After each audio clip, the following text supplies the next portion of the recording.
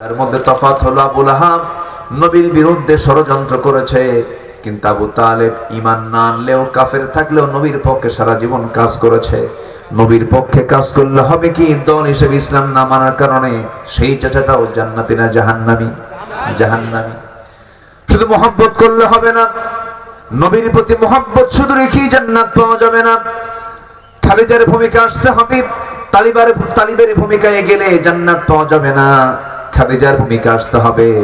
আম্মাজান খাদিজা মহব্বত করেছেন, আনুগত্য করেছেন। আর আবু তালেব নবীকে মহব্বত করতে পারলেও তিনি আনুগত্য করতে পারেন না। হেদায়েত কার হাতে? আসতে বলেন না, কার হাতে? আমার নবীজি যখন দেখতে পাচ্ছেন আপন চাচা আবু তালেব দুনিয়া থেকে বিদায় নিচ্ছেন, তার বাল্য জীবনের কথা মনে হয়ে গেল। জন্মের পূর্বেই বাপ দুনিয়া থেকে বিদায় নিয়েছেন, জন্মের পর 5 বছরে তার মা দুনিয়া থেকে বিদায় নিয়েছেন, জন্মের 8 বছরে তার দাদা দুনিয়া থেকে বিদায় নিয়েছেন।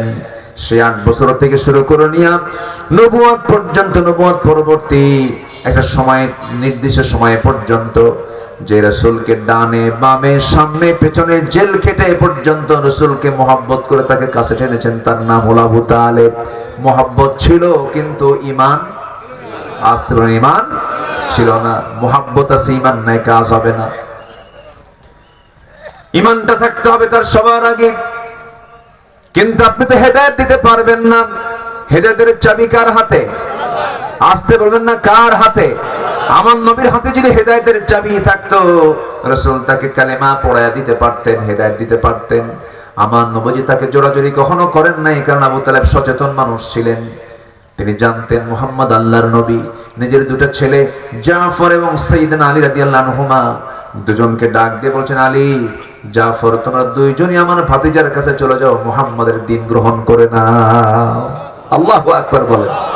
দাওয়াত দিত, বলেও দিতেন, যা আমার জাফর মুহাম্মাদের কাছে যা, আলী মুহাম্মাদের কাছে যা, কালেমা পড়। আলী, তুমি দাঁড়িয়েছো মুহাম্মাদের বাম পাশে, জাফর তুমি মুহাম্মাদের ডান পাশে দাঁড়িয়ে নামাজ পড়ো। এক আশ্চর্য। আবু জাহেল খেপে যায়, রেগে যায়। আবু তালেব সামনে দাঁড়িয়ে বলে, আবু জাহেল, আমার ভাতিজা মুহাম্মাদের একটা পশমের ক্ষতি হলে আমি আবু তালেব ছাড় দেব না। এত কিছু করার পর আবু তালেব জান্নাতি না জাহান্নামী? কি নাই? বলেন কি নাই? এই যে সবচেয়ে বড় পুঁজি আমাদের, কি বলেন? জোরে বলেন, আমাদের সবচেয়ে বড় পুঁজি কি? কুফর না ঈমান? কুফর না ঈমান? শিরিক না ঈমান? বিদআত না ঈমান? এই জন্য শিরিক, কুফর এগুলো হচ্ছে ভ্রষ্টতার পথ, আর ঈমান আনতে হবে, ঈমান হচ্ছে জান্নাতের পথ। আল্লাহু আকবার বলেন। আমার কথাগুলো কি বুঝতে কষ্ট হচ্ছে কিনা আপনাদের? কারো কোনো সমস্যা নাই তো? জোরে বলে ইনশাআল্লাহ। একটু ধীরে ধীরে আমরা 10টা কারণ বের হলেই আমরা আলোচনা শেষ করে দেব। ধীরে ধীরে একটু সময় দেন আমাকে। আমার মায়েরা বসে আছে তো নাকি? মায়েরা বসে আছে তো? বলি আলহামদুলিল্লাহ। আমার নবী প্রথম দাওয়াত দিয়েছেন পুরুষ মানুষকে না মহিলা মানুষকে? জোরে বলেন। সেটা কি বাইরের না ভিতরের? ভিতরে।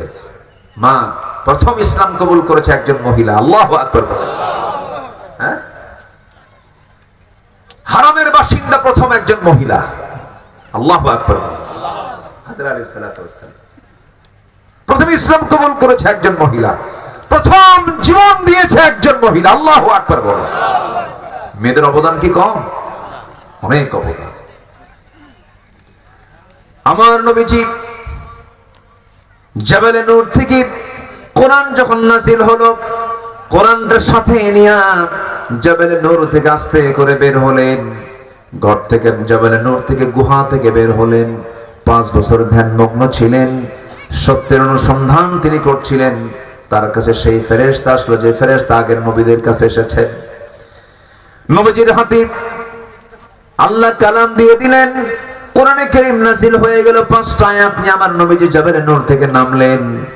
নেমে ঘরের সামনে গিয়ে দরজায় গিয়ে কোরআন আনলেন, দরজা খুলে গেল। এবার বলছে, খাদিজা জাম্মিলুনি জাম্মিলুনি, আমাকে বস্ত্র আচ্ছাদন করে দাও। লাকাদ খাশিতু আলা নাফসি, আমি আমার জীবন নিয়ে শঙ্কিত, মরে যাব কিনা জানি না। তবে খাদিজা, আমি তোমাকে আজকে নতুন একটা পরিচয় আমার দেব। আমার পরিচয় তুমি সব সময় জানতো, আমি তোমার স্বামী হই, তুমি আমার বউ হও। তুমি আমার স্ত্রী, আমি তোমার স্বামী, এতটুকুই পরিচয় আমাদের। কিন্তু আজকে নতুন একটা পরিচয় দিতে চাই। কি পরিচয় আমার স্বামী? বলুন, আমি গোলাম আখির জামানের পয়গম্বর মুহাম্মদ সাল্লাল্লাহু আলাইহি ওয়াসাল্লাম। আল্লাহ আমার কাছে কোরআন নাযিল করা শুরু করেছেন। আমি আল্লাহর নবী। খাদিজা, তোমার বিশ্বাস হয় নাকি? আম্মা জান খাদিজা চোখের পানি আটকাতে পারছেন না, তিনি কেঁদে ফেলে বলছেন, আল্লাহর কসম করে বলি, 15টা বছর ধরে যার সঙ্গে দাম্পত্যময় জীবন চালালাম, যার মুখ থেকে একটা লাইন বাজে কথা বলতে শুনলাম না, যিনি কোনোদিন মিথ্যা কথা বললেন না, যিনি কখনো অযাচিত কোনো আচরণ করলেন না, যিনি উগ্র স্বভাবের নন, যিনি এত সুন্দর মার্জিত মানুষ, যার মুখে একটা মিথ্যার ছোঁয়া কোনোদিন পাই নাই, সততায় ভরা, নিষ্ঠায় ভরা মানুষ, আপনি যে আল্লাহর নবী হবেন আমি খাদিজাতে বিন্দু পরিমাণ কোনো সন্দেহ রাখি না। সবাইকে সাইজ করা যায়, বউকে সাইজ করা কিন্তু এত সস্তা না। আপনি আজকে একটা নতুন যে পরিচয় দেন না কেন, বলবে তুমি কয় নাম্বার কোন জাতের লোক আমার জানা আছে। কথা বলছেন না? স্ত্রীর কাছে সার্টিফিকেট পাওয়া কিন্তু এত সহজ না। হুজুর হুজুর মানুষ ঠিকই করে, হুজুর আমি আপনার খুব ভক্ত, কিন্তু বউয়ের কাছে হুজুর হওয়া খুব কঠিন। বউ জানে আপনি কয় নাম্বার হুজুর। এই জন্য সবার আগে ভালো হতে হবে দূরের লোকের কাছে না কাছের লোকের কাছে? কাছের লোকের কাছে। আপনি কতটুকু মেজাজওয়ালা দূরের লোক বুঝবে না, আপনি কত বড় বদমেজাজি সবচেয়ে বেশি জানবে কে? বলেন, কে জানবে? নিজের স্ত্রী। ও আপনার ভিতরটাও জানে, ও আপনার বাইরেরটাও জানে। আমার নবীজি 15 বছর তার সামনে এমন মডেল হয়েছিলেন, বলতে দেরি হয় নাই, নিজের বাপ দাদার ধর্ম সব মাইনাস করে তিনিও বলে ফেললেন, আশহাদু আল্লা ইলাহা ইল্লাল্লাহু ওয়াহদাহু লা শারীকা লাহু ওয়া আশহাদু আন্না মুহাম্মাদান আবদুহু ওয়া রাসূলুহু। হেদায়েতের মালিক কে বলেন? আসতে বলবেন না কে? আম্মা জান খাদিজাকে একবার বললেই তিনি ইসলাম কবুল করে ফেললেন। সাইয়েদনা আলীর কাছে গেলেন, 10 বছরের ছোট্ট বাচ্চা, তার সামনে গিয়ে বলছেন, ও আলী, আমি আল্লাহর নবী, তোমার কি বিশ্বাস হয় নাকি? আলী বলছেন, কোনো টেনশন না, আমাকে পড়িয়ে দেন, লা ইলাহা ইল্লাল্লাহু মুহাম্মাদুর রাসূলুল্লাহ। 3 বছরের ছোট, 3 বছরের বড় রাসূল, বাল্য দিনের বন্ধু, হিজরতের সাথী, দুঃসময়ের সাথী, আমার নবীর পরে যার স্থান তার নাম কি বলেন? বলেন বলেন কে? সাইয়েদনা আবু বকর রাদিয়াল্লাহু তাআলা আনহু। তার সামনে গিয়ে বলছেন, বন্ধু বন্ধু এদিকে আসো, আমি তোমাকে আজকে নতুন করে আমার একটা পরিচয় দেব। গোটা বাল্য জীবন তোমার সঙ্গে পার করলাম, বাল্য জীবনে বিড়ি খাওয়া আছে না নাই? এই আছে না? বলেন বলেন। কত দুষ্টামি, কত ফাজলামি, কত গাছের ফল চুরি করা, দুষ্টামি ফাজলামি আছে না? কত কি আছে। এই বাল্য জীবন যার সঙ্গে পার করেছেন, সেই বাল্য বন্ধুর কাছে গিয়ে বলছেন, ও বাল্য বন্ধু আবু বকর, আজকে আমি তোমাকে নতুন একটা পরিচয় করে দেব। আমার পরিচয় হলো আমি আল্লাহর নবী। বলতে দেরি, উত্তর দিতে দেরি হলো না, হাত টাকা দিয়ে বলছে, বন্ধু, আমি তোমাকে ছোট থেকে আজ পর্যন্ত দেখলাম, তুমি যে আল্লাহর নবী হবে সব গুণ আমি তোমার মধ্যে পেয়ে গেছি। জোরে বলি সুবহানাল্লাহ, আরো জোরে বলি সুবহানাল্লাহ। নবীজি হিজরত করে এসেছেন, নবীজি মেরাজ করে এসেছেন। মেরাজ করে এসে মক্কার ঘটনা এটা, মক্কি জিন্দেগীর ঘটনা এটা। আমার নবীজি ইসরা করেছেন, মসজিদে হারাম থেকে মসজিদ আকসা পর্যন্ত তিনি রাত্রি ভ্রমণ করেছেন। আসরা বিআবদিহি লাইলাম মিনাল মসজিদিল হারাম ইলাল মসজিদিল আকসা। এই যে ইসরা করলেন, মেরাজ করলেন, 29 সেকেন্ড সময়ের ভিতরে এই রাত্রি ভ্রমণ হয়ে গেল, জান্নাত জাহান্নাম দেখা হলো, আল্লাহর সঙ্গে দিদার হয়ে গেল। তিনি বললেন, আবু বকর, সকালবেলা হওয়ার সঙ্গে সঙ্গে বলছেন, আবু বকর, আমি তো গত রাত্রে প্যালেস্টাইন গিয়েছিলাম, বাইতুল আকসা ঘুরে আসলাম, তোমার কি বিশ্বাস হয় নাকি? সঙ্গে সঙ্গে তিনি কেঁদে কেঁদে বলছেন, আমাকে এমন করে প্রশ্ন করছেন কেন বন্ধু? সাদ্দাকতা ইয়া রাসূলুল্লাহ, আপনি সত্যি সত্যি মেরাজ করেছেন, আমি আবু বকর এটাকে সত্যতা করে দিলাম। জোরে কোন সুবহানাল্লাহ। আমার নবীজি বলছেন, আবু বকর আজকের থেকে তুমি শুধু আবু বকর নও, আজকের থেকে তোমার নাম হলো সিদ্দিক। জোরে করে আল্লাহু আকবার। শুধু সত্যবাদী নয়, তুমি মহা সত্যবাদী। কি অবিচল বিশ্বাস, কি অবিচল আস্থা ছিল, এটার নাম হলো ঈমান। এটার নাম কি? ঈমান। ঈমান এনেছেন বন্ধু, ঈমান এনেছেন তার স্ত্রী, ঈমান এনেছেন ছোট্ট ভাই 10 বছরের শিশু সাইয়েদনা আলী ঈমান এনেছেন। কিন্তু চাচার কাছে গিয়ে বলছেন, চাচা একটাবার কালিমা পড়েন। সঙ্গে সঙ্গে আবু তালেব বলছে, মুহাম্মাদের আমার ছেলেকে দিয়ে দিলাম, নিয়ে নাও। জাফরকে দিলাম, নিয়ে নাও। কিন্তু আমি না। কি কিন্তু? আমি না। এরকম লোক কিন্তু এখনো আছে। আসতে বলবেন না, আছে না নাই বলেন তো? আমি না, আমি যাব না। বাবা কেন যাবে না? কেন কালেমা পড়বেন না? সঙ্গে সঙ্গে বলে ফেলে, হাসবুনা, যথেষ্ট। আমার বাপ দাদা যা কিছু করে থুয়ে গেছে, এর বাইরে যাব না। আমার বাপ দাদাও চোর, আমিও চোর। আছে কি না কিছু লোক? আমার বাপ এই দল করে গেছে, আমি কই দল না করে পারি? আমি কি চুরি না করে পারি? এগুলো করা যাবে না। দিন গ্রহণে পারিবারিক বাধা আছে, দিন গ্রহণে রাষ্ট্রে বাধা আছে, দিন গ্রহণে ধনাঢ্য শ্রেণীর বাধা আছে, দিন গ্রহণে মূর্খতার বাধা আছে। এই সমস্ত বাধাকে ডিঙ্গিয়ে দিন গ্রহণ করতে হবে। দিন গ্রহণ কোনো কন্ডিশনে হবে না, দিন গ্রহণ করতে হবে একনিষ্ঠভাবে। কার সন্তুষ্টির জন্য বলেন? আসতে বলে না, কার সন্তুষ্টির জন্য? আল্লাহর সন্তুষ্টির জন্য। এই আবু তালেব কি দেখে নাই? আমার নবীজির বহু মুজিজা ছোট্টবেলা থেকে দেখেছেন তিনি। নবীজির জন্ম হলো রবিউল আউয়াল মাসে, 3 দিন মাত্র বয়স। কয়দিন? 3 দিন মাত্র বয়স। 3টা রাত চলে গেছে। তৃতীয়তম রাত্রিবেলা আবু তালেব রাসূলকে দেখার জন্য তাদের বাড়ির মধ্যে ঢুকলেন। পাশাপাশি বাড়ি তো। এই আবু তালেব রাসূলকে কি পরিমাণ মহব্বত করতেন! নিজের সন্তানকে অন্য বিছানায় রেখে রাসূলকে বুকের মধ্যে জড়িয়ে রেখে ঘুমাতে। আহারে, আমার মুহাম্মদের বাপ নাই, মা নাই, বুকের মধ্যে জড়িয়ে রেখে ঘুমাতেন। চলে গেছেন ব্যবসা বাণিজ্য করার জন্য সিরিয়ায়, সঙ্গে করে নিয়ে চলে গেছেন। মাঝপথে একজন পরিচয় করে দিয়েছে আল্লাহর নবী হবে, দেরি করলেন না, সেখান থেকে আবার নিয়ে চলে আসলেন। কি দেখেন না আবু তালেব, আমার এই লোকটার ব্যাপারে খুব আমার কাছে কেমন যেন আফসোস লাগে, আমার কাছে কষ্ট হয়। হেদায়েতের মালিককে বলে আবু তালেব কি করেন নাই?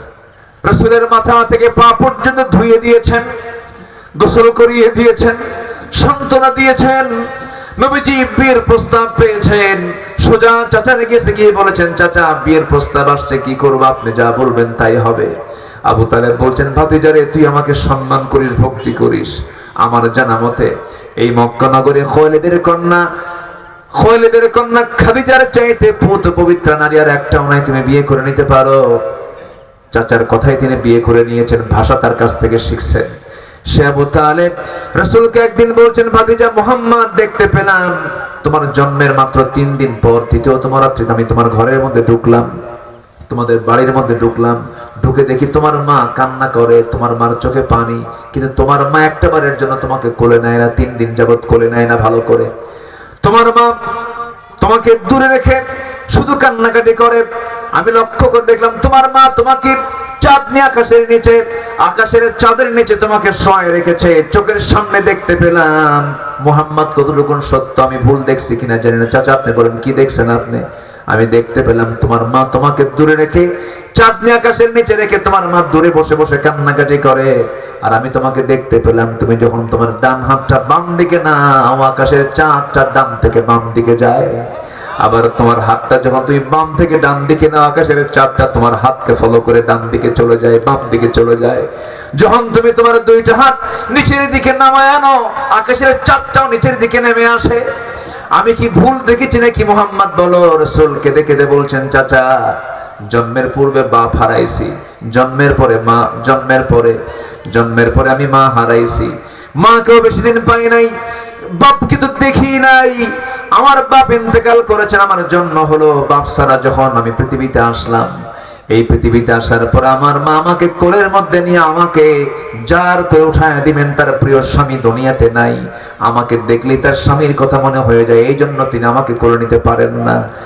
আমাকে সেই জন্য করে না নিয়ে দূরে দূরে রেখে দেন, আমাকে কোলে নেন না। আমাকে সময়টা দেবে কে কেউ নাই, সেই জন্য মহান রব্বুল আলামিন সেই সময়টা কভার করার জন্য মহান রব্বুল আলামিন আকাশের চাঁদ আমার জন্য রব্বুল আলামিন খেলনা বানাইয়া দিয়েছিলেন।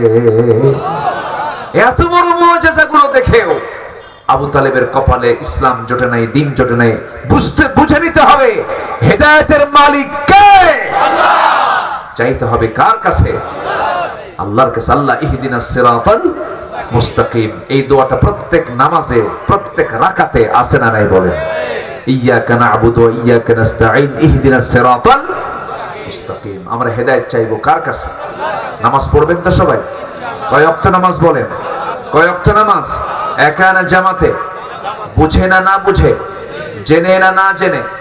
সময় না অসময়ে? সুন্দর করে আমরা নামাজ পড়বো। জোরে বলি ইনশাআল্লাহ, আরো জোরে বলি ইনশাআল্লাহ।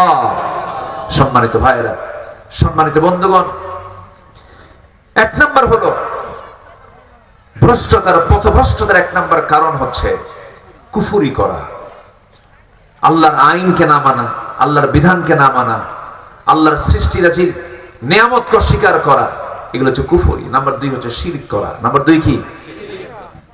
শিরক মনে হয় আমার দেশে নাই।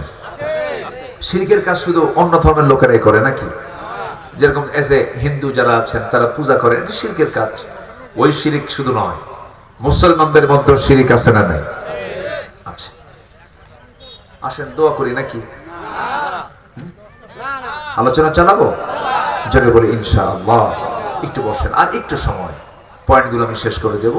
আমার মারা আসছেন, মাদের ব্যাপারে হালকা কিছু কথা একটু বাদ আছে, একটু বলে ফেলবো। আল্লাহ কবুল করুন, জোরে বলি আমিন। আমি কষ্ট দিয়ে ফেলতেছি মনে হয় আপনাদের, অনেক রাত নিয়ে কথা বলার কারণে যদি একটু কষ্ট পেয়ে থাকেন নাকি? কষ্ট পাচ্ছেন? শিরিক করা। নাম্বার 2 কি করা বলেন তো? শিরিক করা। শিরিকের কাজে যাওয়া যাবে না। ধরেন কথার মধ্যে শিরিক আছে, কোনো কাজ নাই, কাম নাই, কালকে কি করে আমি কি খাবো, কি করে চলবো আমি? বলেন তো এর মধ্যে কি আল্লাহর নাশকরি আছে কিছু? হ্যাঁ, আছে কিনা বলেন? রিজিকের মালিক কে? কি করে খাবো আমি? এটা কি ইমানদারের কথা হতে পারে? আমাকে খাওয়াবেন কে? আমাকে খাওয়ান কে? আমাকে চালান কে? আচ্ছা, মুখের খাবার আগে দরকার না নাকের খাবার আগে দরকার? বলেন নাকেরটা আগে দরকার না মুখেরটা আগে দরকার? নাকেরটা কে খাওয়ান? সরাসরি কে দেন? যে বলে আল্লাহ আমারে খাওয়ায় কেমনে, সোজা নাক চেপে ধরবেন। কি চেপে ধরবেন? যে বলে আল্লাহ খাওয়ায় কেমনে, নাক ধরবেন চেপে, দেখ কে খাওয়ায়। যেগুলো এসেনশিয়াল, বেশি জরুরি, সব আল্লাহ পাক ফ্রি করে দিয়ে। আকাশের চাঁদ, চাঁদের আলো ফ্রি, লিতাহতাদু। এরপর আকাশের সূর্য ফ্রি, অক্সিজেন ফ্রি, সব আল্লাহ পাক সরাসরি খাওয়ায় দেন। আল্লাহু আকবার বলেন। সূর্যের তাপ ছাড়া কেউ বাঁচবে? বাঁচবে না। কোন প্রাণী বাঁচবে? বাঁচবে না। শীতকালে সত্য প্রবাহের কারণে 7 দিন সূর্য না উঠলে আমরা কি তখন কি থাকি কিছু? খালি বলি আল্লাহ আল্লাহ, সূর্যটা দাও আল্লাহ, সূর্যের মুখটা দেখাও আল্লাহ, কাম সারা হয়ে যায়। কে দিয়েছেন? কে দিয়েছেন? আল্লাহ দিয়েছেন। এই জন্য শিরিক করা যাবে না। শনিবারে বাঁশ কাটা যাবে না, সকালবেলা বাকি দেওয়া যাবে না, মঙ্গলবারে বিয়ে হওয়া যাবে না, বৃষ্টির দিন বিয়ে করলে সারা জীবন তার চোখের পানি ফুরাবে না। এই আছে কিনা বলেন? এগুলো শব্দগত, চিন্তাগত শিরক। এই সমস্ত শিরকের কাজে আমরা জড়াবো না। জোরে বলি ইনশাআল্লাহ। দল করে যাব কার? যারা আল্লাহর দল ছাড়া অন্য কোন দল করবে, এটা শিরকের কাজ। এটা কিসের কাজ বলেন?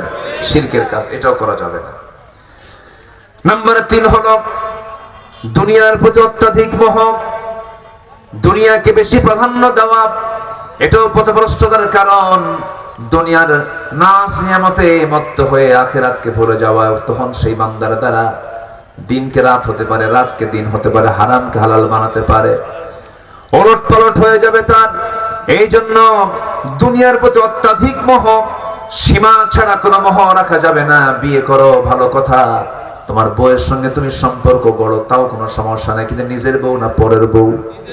আস্তে করে নিজের বউ না পরের বউ? নিজের বউটার মোহটা এটা আপনার জন্য জায়েজ, এটা আপনার জন্য সওয়াবের কারণ, কিন্তু পরের বউয়ের প্রতি যে লোভটা কাজ করে, এটা কি বৈধ না অবৈধ? অত্যাধিক হয়ে গেল। এটা কি হয়ে গেল? বেশি বেশি হয়ে গেল, গুনার কাজ হয়ে গেল, ধ্বংস। দুনিয়ার প্রতি এত বেশি মোহ রাখা যাবে না। হ্যাঁ, আপনার কামাই করা দরকার। মিন আইনা ইকতাসাবাহু, কোন জায়গা থেকে কামাই করলে, কোথায় ব্যয় করলে, এটাকে চিন্তা করে চালাও। এই কামাই তোমাকে জান্নাতে নিয়ে যাবে।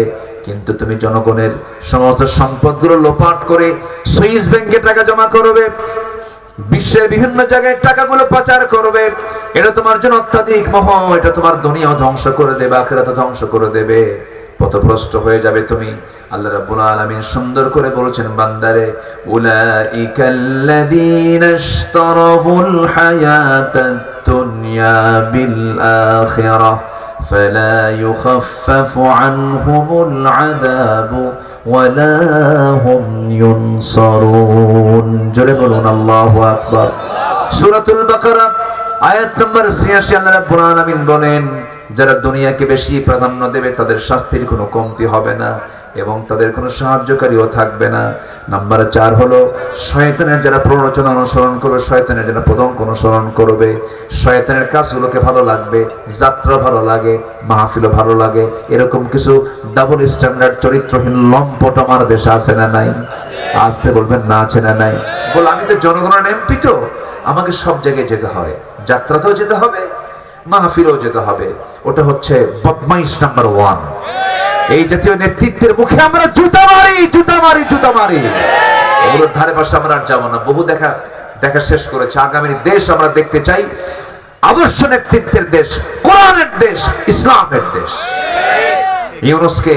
ডক্টর ইউনূসকে আমি ধন্যবাদ দিই, যদিও তিনি ইসলামী দলের কোনো লোক না, ইসলামের ব্যক্তিত্ব না, কিন্তু তার মধ্যে কিছু ভালো দিক আমরা পেয়েছি।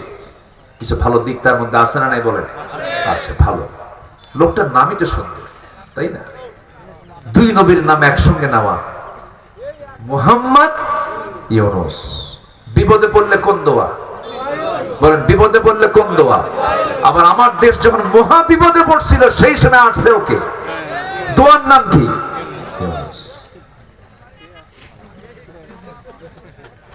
আমি আমার বুদ্ধি বয়সে যতগুলো বসন্ত আমি পার করেছি আমার জীবনের, আমি আমার বুদ্ধি বয়সে আমি কখনো দেখি নাই আমার দেশের রমজান মাসে রোজাদাররা খাদ্য সামগ্রীর দাম কমাইছে, দেখি নাই। এমন রোজা রাখছে, রোজার বরকতের দাম ডাবল, ঠিক আছে না? কিন্তু দাম কমছে কোন বছর? এই দোয়া ইউনূসের বছর,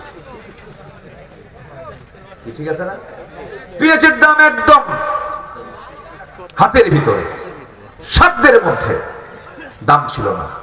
মানুষ তৃপ্তি মতো রমজান মাসের জিনিসপত্রগুলো কিনেছে, রোজা রেখেছে। রমজান মাসে জিনিসপত্রের দাম কমানো ভালো।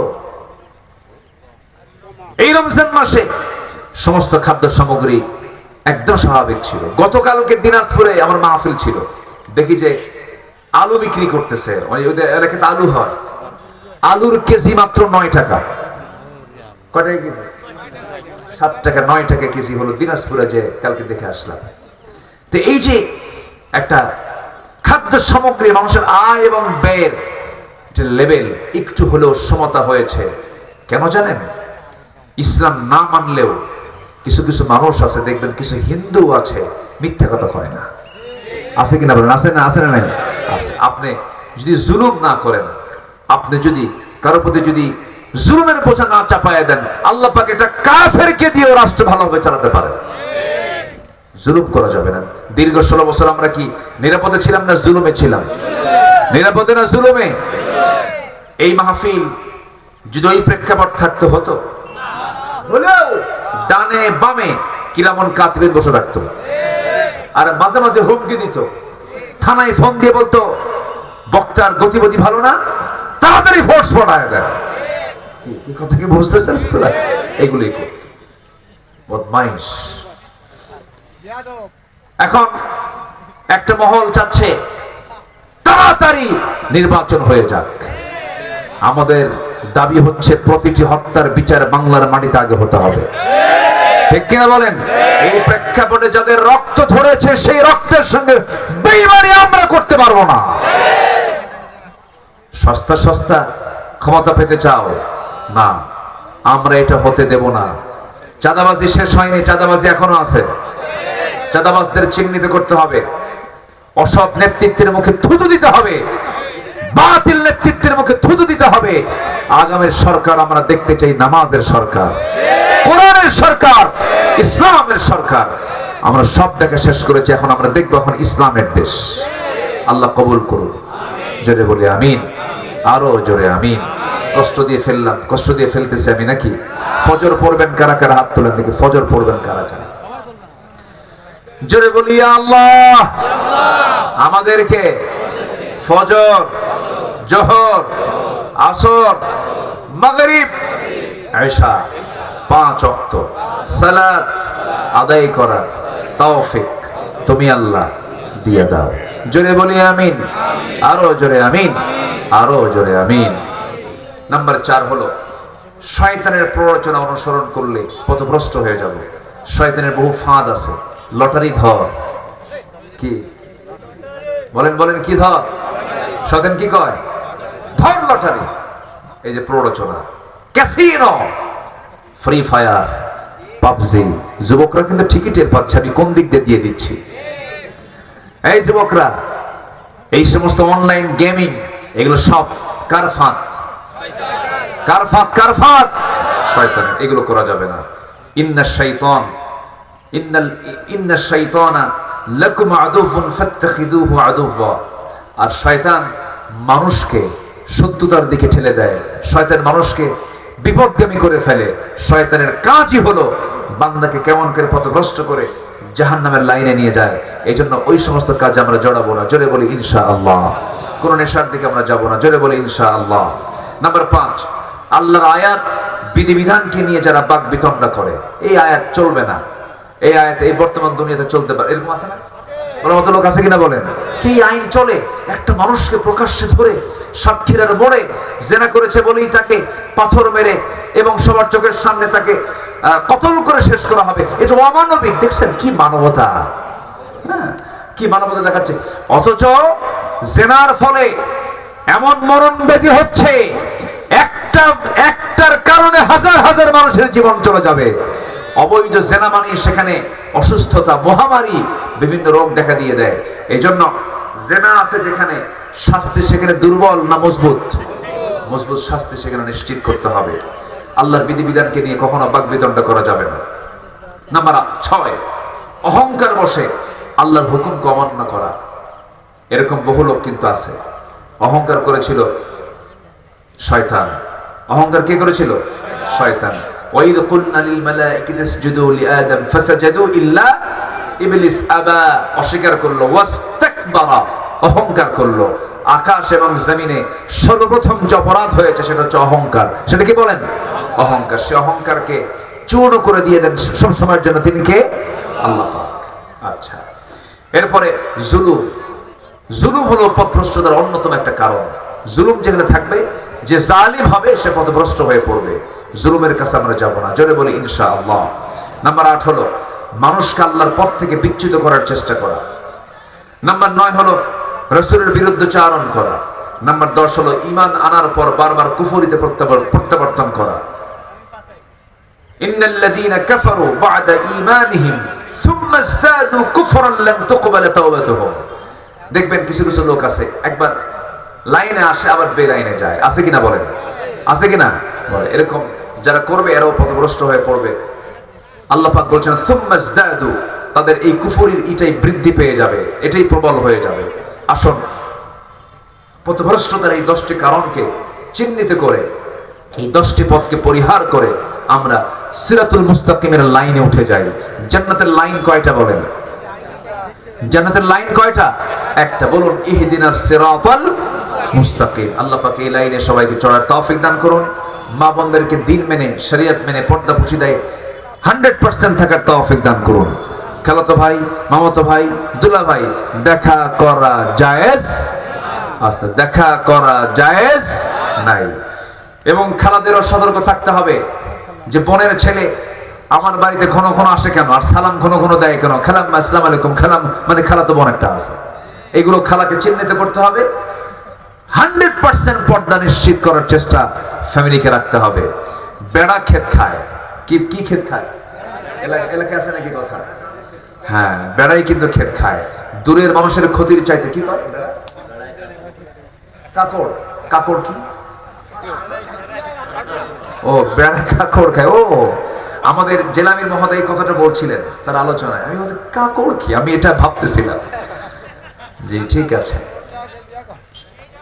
এজন্য এই দুলাভাই ধরে না, দেবর দেবর দেবর হচ্ছে মৃত্যু তুল্য। বলেছেন